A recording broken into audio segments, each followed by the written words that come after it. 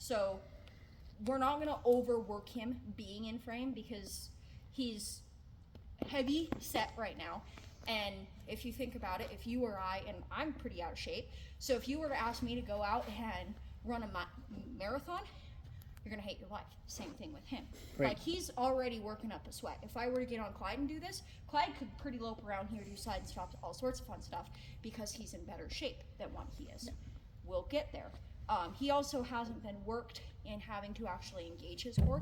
So think of it like a human's abs. So a horse's core is very similar to our core works. So you have to strength train it over time. It's not something that you just go out and you're like, yep, he's good to go. He can pretty lope around all day long. You're just not going to get that. The same thing, like if you watch the reining horses and the pretty patterned horses, that is something they work those horses every day to get them in the condition to be able to hold that frame. Holding frame is really hard work for a horse, but it also gets them in good shape super fast. But we'll get there. But because he is so out of shape, how I ask him to get into frame is I pick up on his face and I pick up on him with the rib cage with my heel. And because I have spurs on, it's not easier.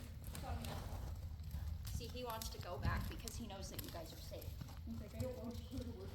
So I'm gonna pick up, use my outside leg, it's a low off. So right now, he's just loping off. He's not in frame. See how his neck's kind of like a giraffe? And Yep. he's kind of all over the place?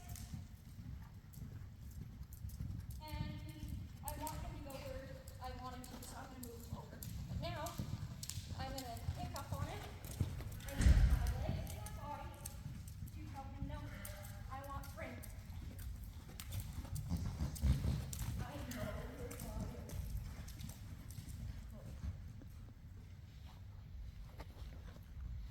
And then he's going to, as we get better and better and he gets more condition, he'll be able to pick that lope up a lot easier. Okay.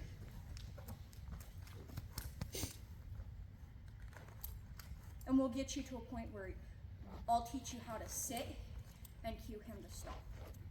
Because if you watch when I asked him to stop, I barely touched on him. I just sat.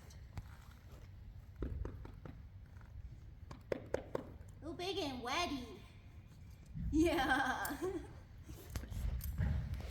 So what are you seeing for that bit so far? I mean, does it seem like how it's he rides in it. Granted, this is one of my favorite bits.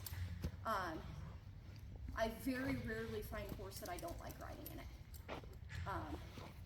Just because it's such a good all-around bit. And it's good in really anyone's hands. Because you're not going to rip up a horse's mouth with this. Whereas with a solid bar bit, you can very easily. And this is a great trail bit because he can eat in it. Like if he grabs a snack or two, no big deal. With the bit you have, so the mouthpiece is called a salinas.